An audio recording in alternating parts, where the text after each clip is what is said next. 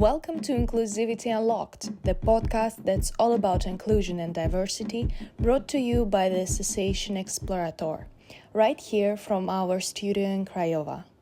I'm your host, Asia, and today's episode is a special one. We're joined by a diverse group of guests who will share their experiences from the training course under the name Fostering Inclusion, Empowering Diverse Voices for a Brighter Future. This course was organized for youth workers in Craiova by ANDCTR Association and held from 22nd to 28th of November. In this episode, we'll dive into the impact of these types of Erasmus Plus initiatives and hear firsthand about the challenges youth workers face while working on inclusion in their respective countries: Bulgaria, Italy, Serbia, Armenia, and Ukraine. I'd like to mention that unfortunately we had some audio issues during the recording of the first part of this episode, which may result in background noise. We apologize for any inconvenience and truly encourage you to listen to Zori's and Alberto's conversation as they share valuable and insightful information. Thank you for your understanding.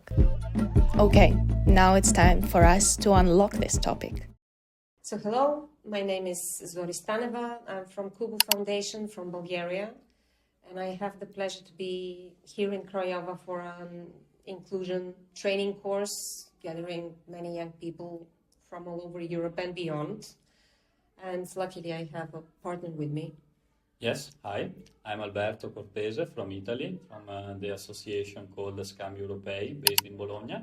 I decided to choose this topic because I didn't know much about inclusivity and how to concretely apply some general terminology I was acquainted to, but that I never had the opportunity to further develop. In particular, next summer in Italy, where I live, in the city of Venice, I will be involved in the organization of something called Venice Open Stage, which is a festival, a theater festival, where academies and performers from all over the world will have the opportunity to play in front of a big audience in the city of Venice. And part of the next year plan is also to invite people with disabilities, with different degrees and level of disabilities, from neurodivergent people with emotion difficulties. And my main aim was to go to a course to exchange ideas with mentors, but more importantly also with other youth workers, as I am, even though I'm not that young anymore, to share ideas and to exchange different approaches in order how to build a very inclusive environment also for these players with special needs. Yeah, thank you. We have been working on inclusion since 2014. And the thing is that, as with everything in life, the more you know that there is more to know. We have been organizing training courses, we have been organizing activities that aim at inclusion and that factually include people with different kinds of disabilities. But this is maybe one of the first training courses that we wanted to attend together with a larger group that could potentially contribute with many new ideas, many new activities and exercises and viewpoints, if you like, on inclusion. And our idea was proven correct because so far this training course has provided so much new, material for thought, if you like, and also tools that can be immediately used with disabled people around us. We deal not only with education, so inclusion in education, but as of recent, we started also with inclusion in the labor force, so inclusion in employment. And considering how hard it is for people with disabilities to be accepted, really accepted in the workplace, we are also going to spread the new knowledge in that area and influence not just the NGO sector, that some large corporations consider that, okay, these are the organizations that should be taking care of people with disabilities, but also to corporations themselves and to large companies, profit makers, to make them see how much they can enrich actually their staff force and their creativity by including someone with a completely different perspective to life. Yeah, and we had this opportunity to put in practice the principles we were learning every day, basically, even by just working in groups with because we were a very diverse crowd in terms of the nationality where we are from. I think more than 7, 8 nations were represented. Also, with working with people with different levels of English, you can tell yourself that mine is not perfect, but there were people with a more advanced level of English and people who knew only a few words. But this gave us also the opportunity to apply some tools that we were taught during the class and to form some kind of a bridge between us and them to use digital tools that nowadays everyone uses. For example, the Google Lenses, that is a great tool, and also to stimulate a way to interact that doesn't involve communication by words, but also with some other means of communications, like empathetic communication, and I'm Italian, so I'm easy with the end language. What I get from these days is something totally new to me, and that is real inclusion is not consider people with disabilities or diverse people that can also be just have different ideas, opinions. This apply to many fields in life. To not consider us something and them as something else, that also with good intention we can be, okay, he's special, he needs this, yes, but first of all we are like people, and it's really important to not define a person just by this, his or her disability, but to remember that she or he is first of all a person with a disability that requires special needs. But first of all, it's a person, just as me, just like you, and everyone else around us. And this is important to remember that there is not even need to build a bridge, because there are no two sides. We're all together. And thanks also to the proactivity of many members of the group, with each one of us with a different contribution. But we were able, I think, to grasp what is true inclusion. For example, putting this into practice for what I learned and what I will apply in my future months. For the organization of this festival, the theater festival, there were some members that of the organizational committee thinking that it was a good idea to have a performance just dedicated with people with disability. And while it can sound a good idea to a person that has never been exposed to this kind of topics, I believe after this class that it sounds a bit like segregation, right? It falls under this category.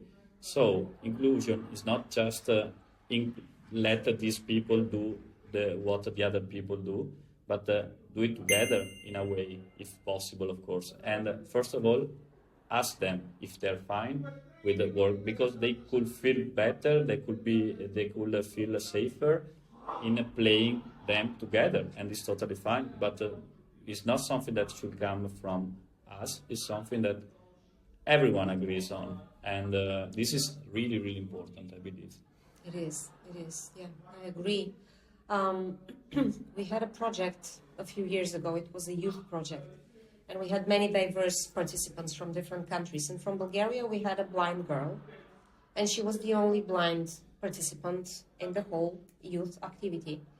Because we don't see her as something different from anyone else. We involved her because of her abilities, her skills, her charisma, her personality. And she said that for her, this was something really new. And she's 25, 26 now, so she's not too old, not too young. She's had some experience. But she said that this is the first approach to me in this way, that I'm involved for who I am, and not because I have to fit a group of visually impaired people, to do something together for all the others. And yeah, like in your case, this will be theater for the audience, not for them, basically. Yeah, to go back to what we did today and to the topic of inclusion, there was this part of the quote which was included in one of the slides, and it was about when we stop to think about others and we start thinking about us. I can't remember the name of. I think it was some professor, and he had a TED talk, and he said, as soon as you replace the title of a certain group in a stereotype with the word people, you will make it meaningless as it actually is, right? For example, girls cannot do maths. Let's replace it with people. People cannot do maths. It's meaningless. So we should strive towards that, all of us as a society. Hey, it's Asi again. I will interrupt our guests just for a moment because I wanted to point out that the TED Talk Zori mentioned was given by David Locker, a professor of sociology at Missouri Southern State University. In his talk, called Why We Stereotype Others and How We Can Stop, Locker explains how our brains naturally form stereotypes. He highlights that this process happens automatically because our brains are wired to simplify the world around us. One key point he makes is how we often divide people into us and them groups, leading to the dehumanization of those outside our perceived community. A takeaway that I remind myself of often is this statement: words matter, and they shape how we think about the world. I highly recommend you watching this TED Talk after you finish this episode. You can find the link in the podcast description. Okay, now let's go back to discussion with Zori and Alberto.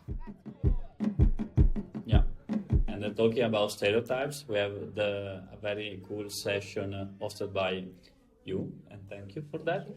And it was very interesting for me to explore all kinds of stereotypes that, as she said, they are meaningless if you just replace women with or men with people. And also some biases. So we recognize that stereotypes just don't come from an unknown world. They are like made from the way the brain works and the way the evolution works, and there are points that they help our brain to make order of the world that is very uncertain, so to reduce the uncertainty. But on the other side, they can be really wrong and damages, and especially many people can be even unaware that they are using stereotypes. I've heard during this class is funny to share. You speak a good English for being a person from Spain. I mean, yes, most of the times it's true. Or, yeah, Spanish are late, or Italians are talk with the hand, they are good in cooking. But another thing that came into my mind coming here to record this podcast is that for me, maybe I was lucky in life. I traveled a lot. I've been in US, I've been in Denmark, Finland to study. And I never experienced big discriminations or stereotypes that I found annoying. We all know the stereotypes about Italians, that we love our parents, which is true. We love to cook, which is not true for me. We have great food, something I agree on.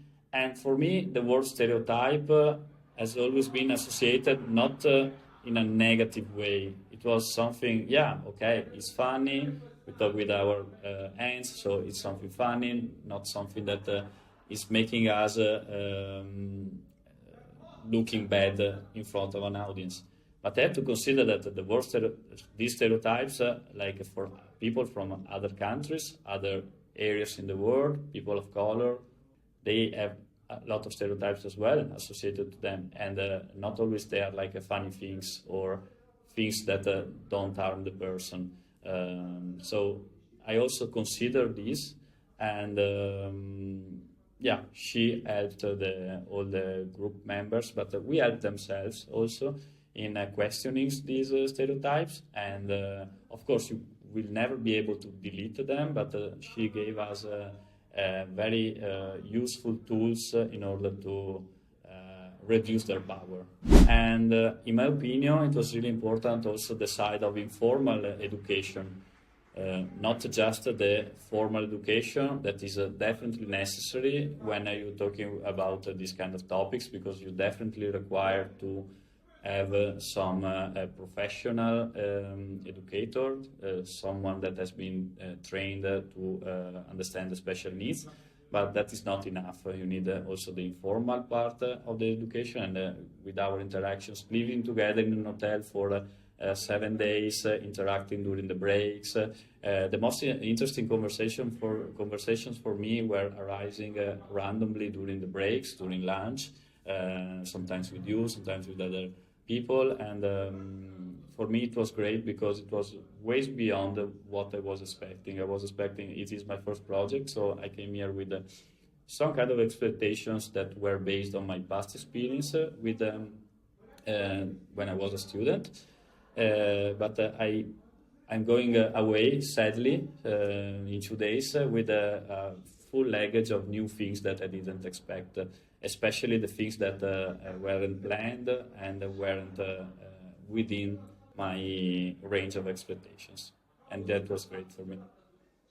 Yeah, that's the beauty of non-formal education, that you can sense the potential of the group you're working with, and you can pull people and give them opportunities and the possibility to express themselves, to do some peer learning to others, to share what they know, how they feel.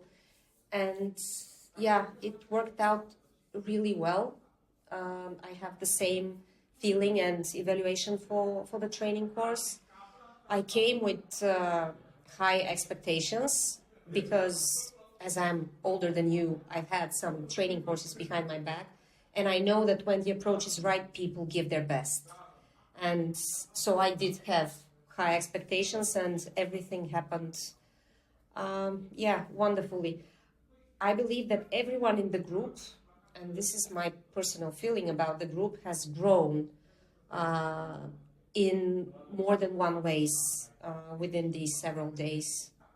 And that's a huge benefit. And I have personally grown. I have learned many new games. I have heard the ideas of many different people that are different than mine. I have heard people question other people's ideas, and we enter into a discussion about that, why and how everyone has the right to express their idea and to, have the table, let's say, to play their things. And yeah, we got the opportunity to do that. And we got the opportunity to teach each other, both during the planned activities and during the unplanned activities.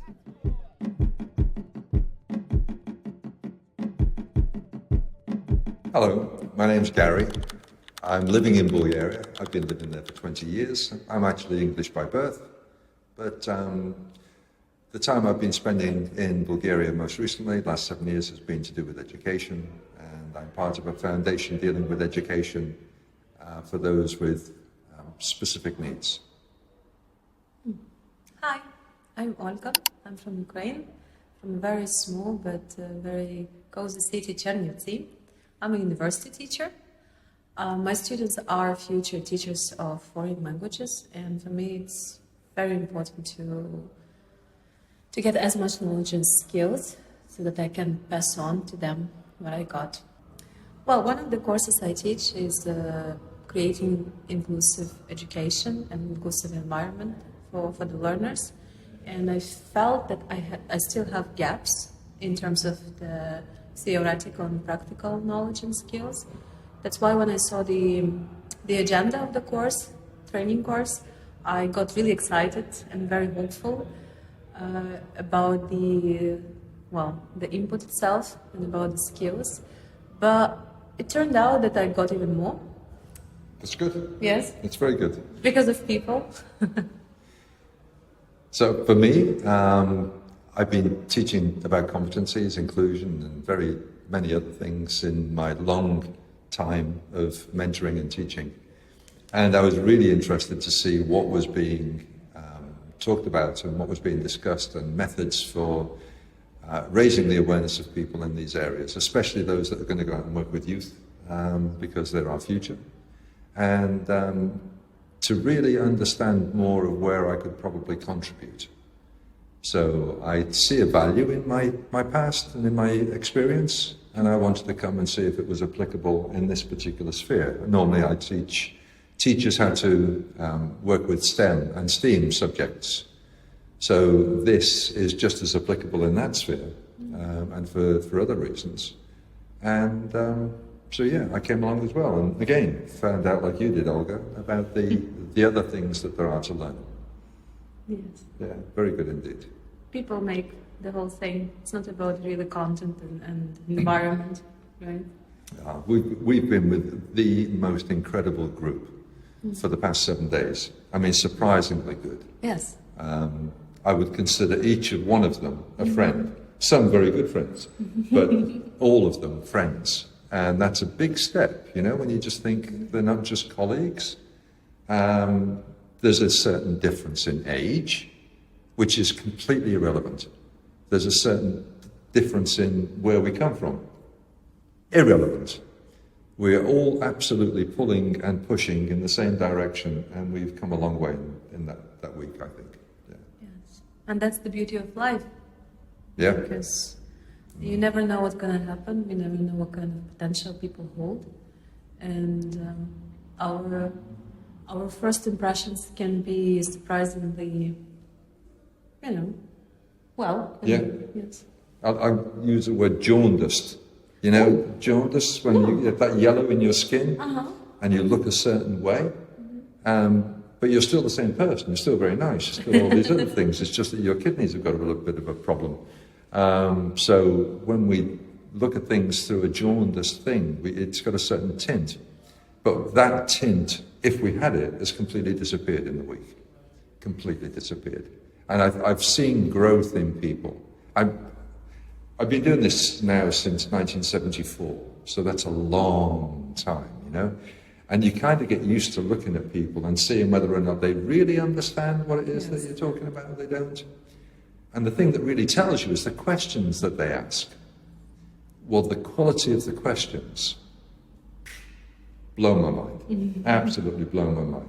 And I've seen young people like 21, 22 that have led parts of this course, and you would swear they'd been doing it for years.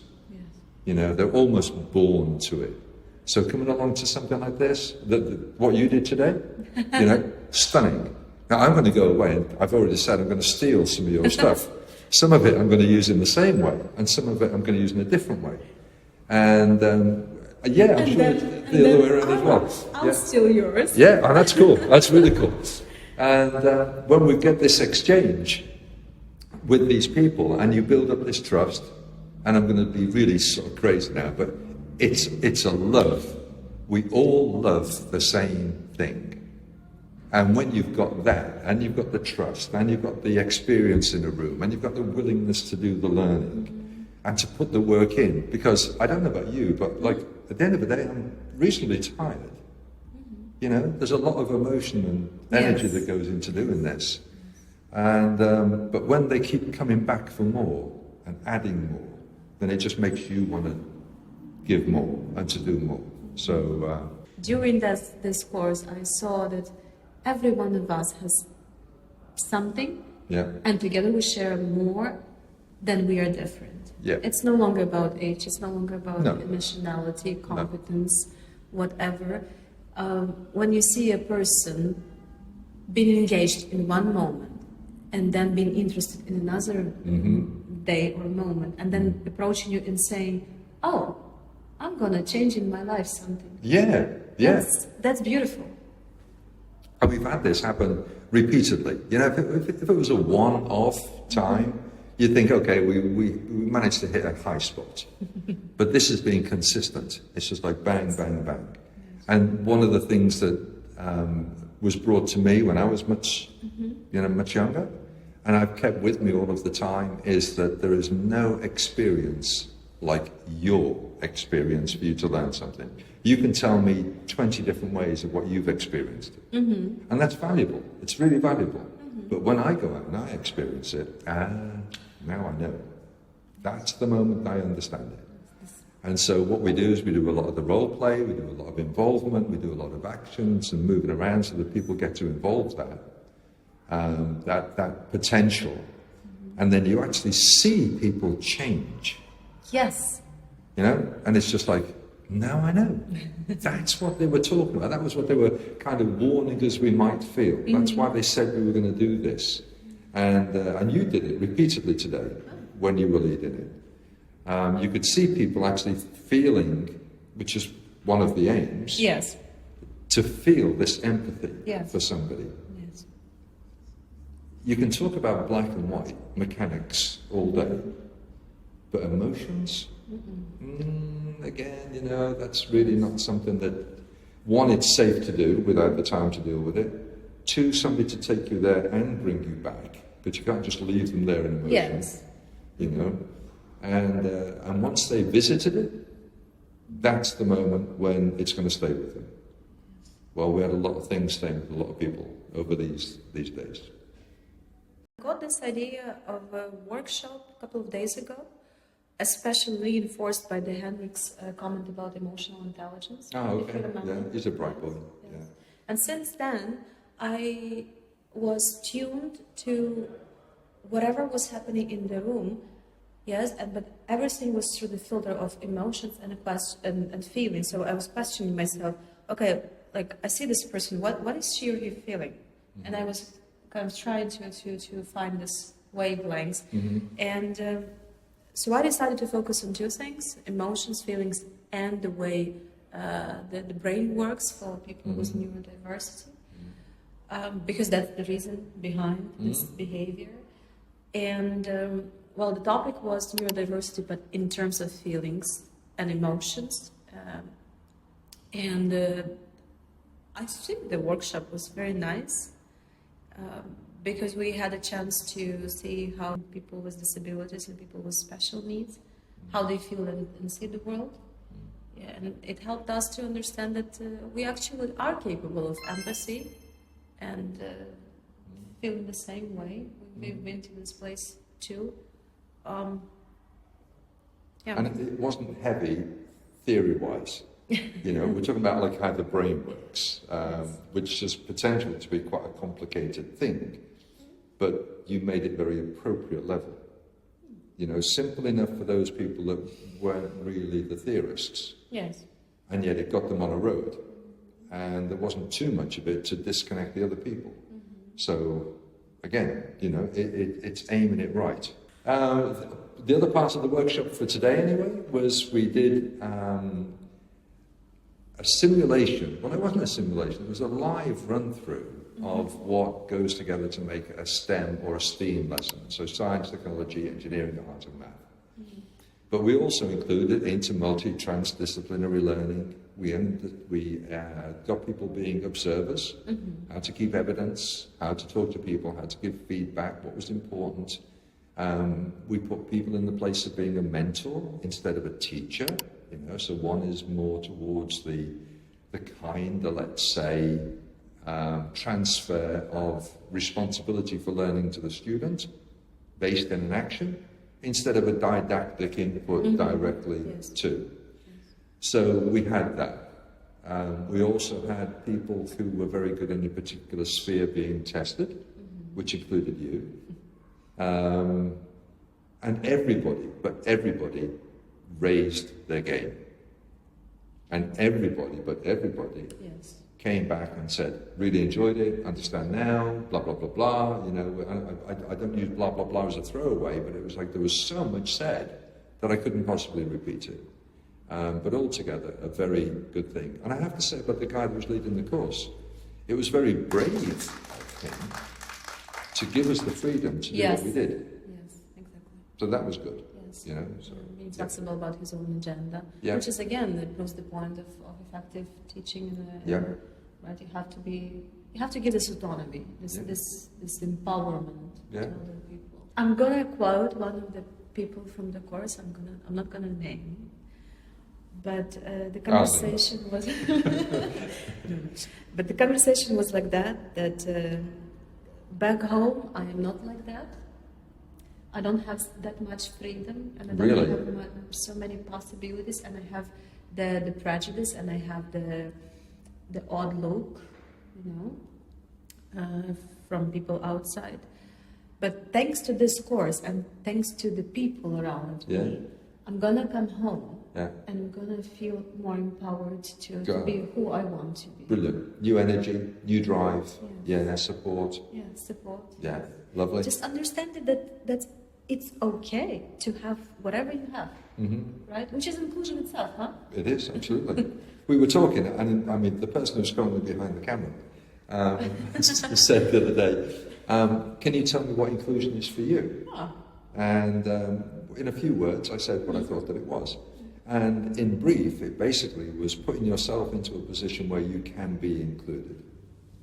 And because that's part of our responsibility, we can't expect people to go out there and scoop us up and include us. You know, we need to do that. They're part of the move. And the other thing is, if people come towards you, to be ready to actually open your arms and say, well, okay, you know, and there are always going to be barriers, there are always going to be levels which are acceptable, you know, for various reasons, for various people. But just don't close yourself down. Yes. Stay open. Stay open to whatever happens. You never know from which corner.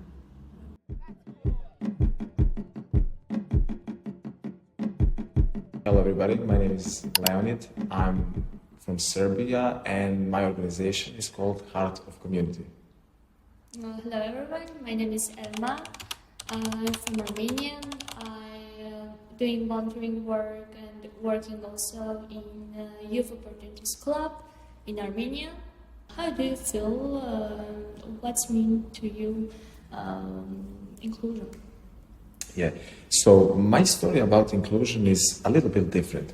I had a unique experience of taking care of my granddad for the last 3 years of his life.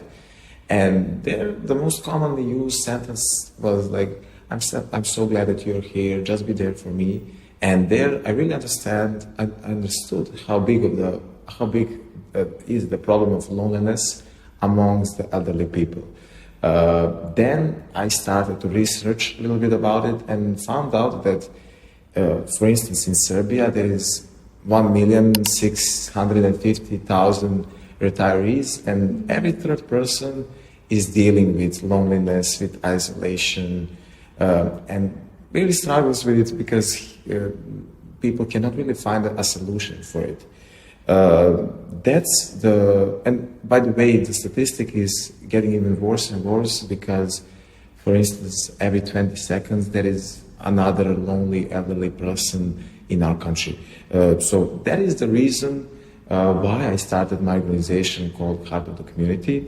And our goal is to solve the problem of loneliness amongst elderly people by making social events and making a call center where we can give them the opportunity to connect to each other and to feel the support and attention that my granddad got, because I think that everybody deserves it. Oh, yes.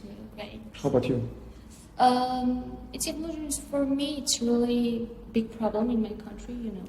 And about 2 or 3 years ago, our government decided to separate disability person to go to a normal school with normal kids, and at that time we don't have any experience to work with them, and teacher also doesn't know how to work with them, how to overcome that situation, and we started our program, inclusion program, where we can teach a teacher how they can overcome and how they can teach children who has a disability.